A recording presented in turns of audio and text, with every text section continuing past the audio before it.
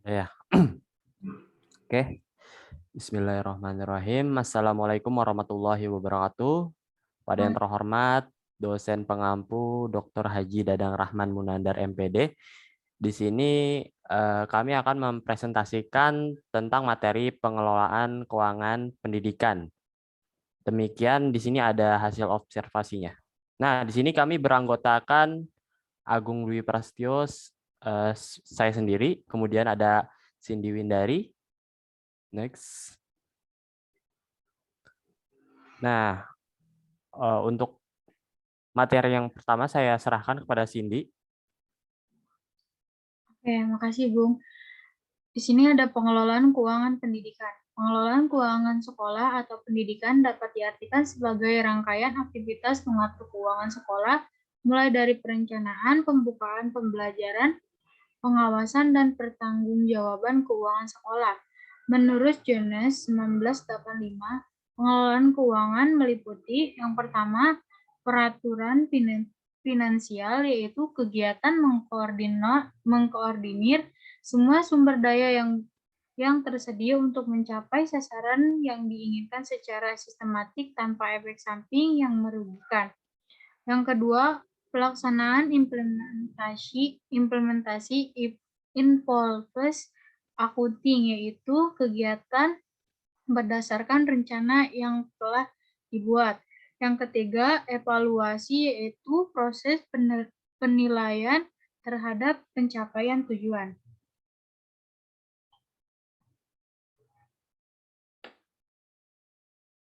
Yang kedua, tujuan pengelolaan keuangan pendidikan.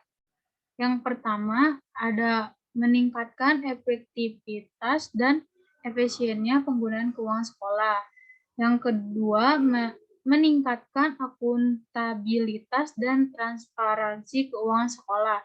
Yang ketiga, meminimalkan penyalahgunaan anggaran sekolah. Nah, di sini ada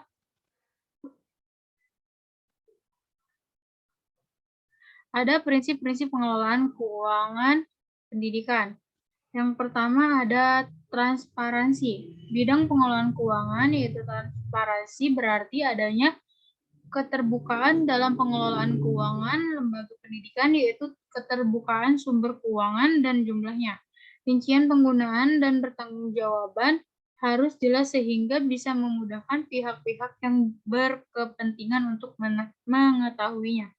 Yang kedua, akuntabilitas adalah kondisi seseorang yang dinilai oleh orang lain karena kualitas performanisnya dalam menyelesaikan tugas untuk mencapai tujuan yang menjadi tanggung jawab. Yang ketiga, efektivitas. Efektif seringkali diartikan sebagai pencapaian tujuan yang telah ditetapkan. Yang keempat, efisiensi adalah perbandingan yang terbaik antar masukan input dan keluaran output atau antar daya dan hasil. Tugas pengelolaan keuangan sekolah. Pengelolaan keuangan menganut asas pemisahan tugas antara fungsi otorisator, ordonator, dan bendaharawan. Otorisator adalah pejabat yang diberi wewenang untuk mengambil tindakan yang mengakibatkan penerimaan dan pengeluaran anggaran. Ordonator adalah pejabat yang berwenang melakukan pengujian dan memerintahkan pembayaran atas segala tindakan yang dilakukan berdasarkan otorisasi yang telah ditetapkan. Bendaharawan adalah pejabat yang berwenang melakukan penerimaan, penyiapan, dan pengeluaran uang serta diwajibkan membuat perhitungan dan pertanggungjawaban. Tugas pengelolaan keuangan antara lain ada 4. Yang pertama, pengelolaan untuk perencanaan perkiraan. Yang kedua, pengelolaan memusatkan perhatian pada keputusan investasi dan pembiayaan. Yang ketiga, pengelolaan kerjasama dengan pihak lain. Yang keempat, penggunaan keuangan dan mencari sumber dananya. Strategi seorang pengelolaan keuangan. Yang pertama ada strategi planning, berpedoman keterkaitan antar tekanan internal dan kebutuhan eksternal yang datang dari luar. Terkandung unsur analisis kebutuhan, proyeksi, peramalan ekonomi dan finansial.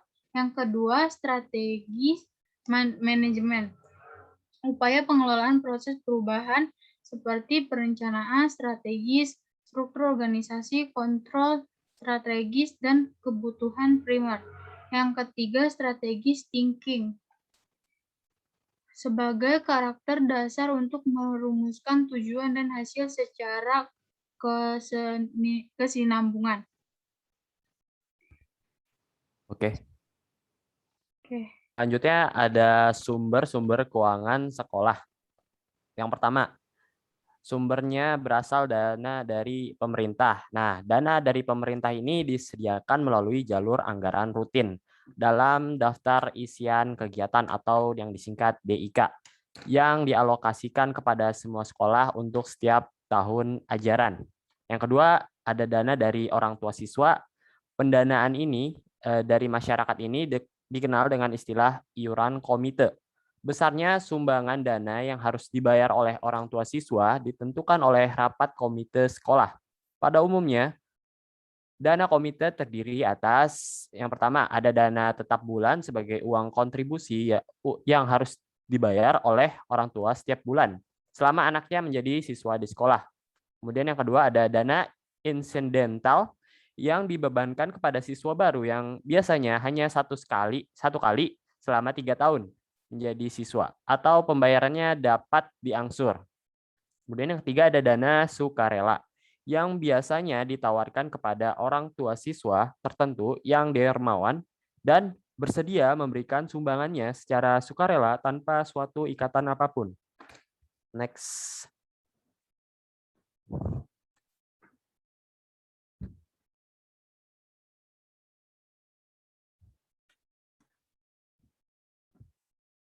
Nah, ada lagi nih, dana dari masyarakat yang ketiga.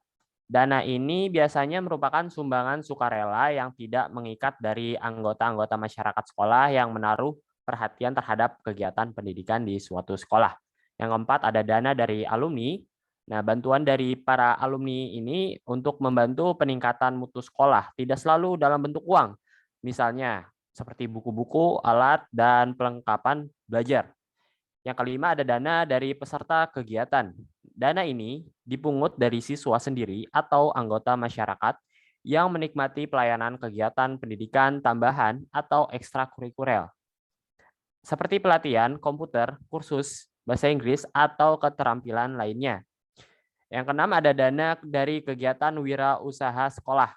Ada beberapa sekolah yang mengadakan kegiatan usaha untuk mendapatkan dana. Dana ini merupakan kumpulan hasil berbagai kegiatan wirausaha sekolah yang pengelolaannya dapat dilakukan oleh staf sekolah atau para siswa. Misalnya seperti koperasi, kantin sekolah, bazar tahunan, wartel, mungkin wartel sudah tidak ada sekarang, usaha fotokopi, dan lain-lain. Next.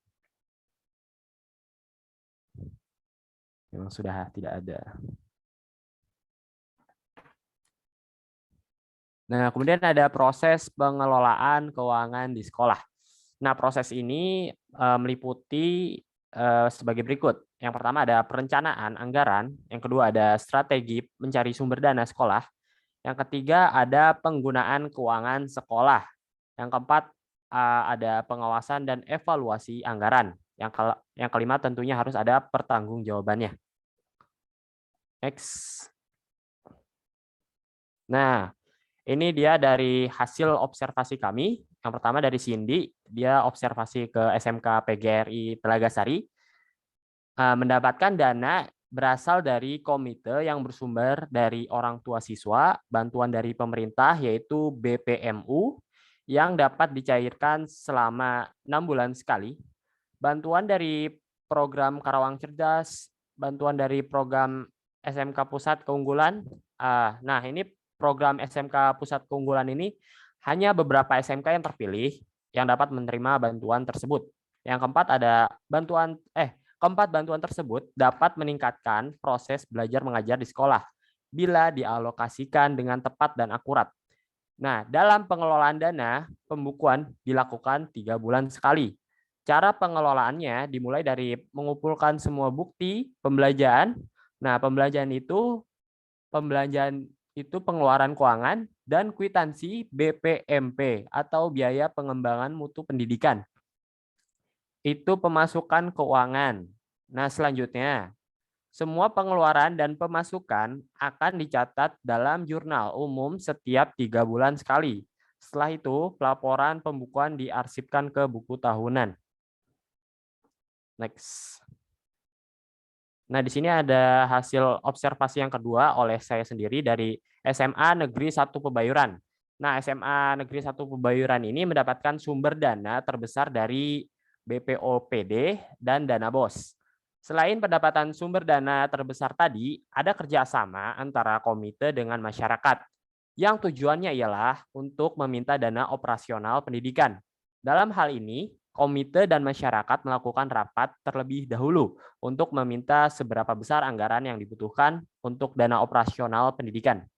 Nah, rencana anggaran pendapatan dan belanja sekolah atau yang disingkat RAPBS dikelola sesuai dengan kebutuhan yang ada. Sehingga dalam pengelolaan bantuan dari pemerintah direncanakan terlebih dahulu dan dapat dipertanggungjawabkan fungsi serta tujuannya. Pembukuan anggaran yang dilakukan oleh SMA Negeri 1 Pebayuran ini seperti laporan keuangan yang selalu dilaporkan setiap triwulan atau 3 bulan sekali, yaitu dana BOS pusat dengan cara online dan manual kepada Dinas Pendidikan. Selain dana BOS juga ada dana BPOPD tadi, di mana laporan pertanggungjawabannya penggunaan anggaran dilaporkan dalam bentuk online dan manual setiap bulan ya bedanya setelah dana digunakan. Oke, selanjutnya.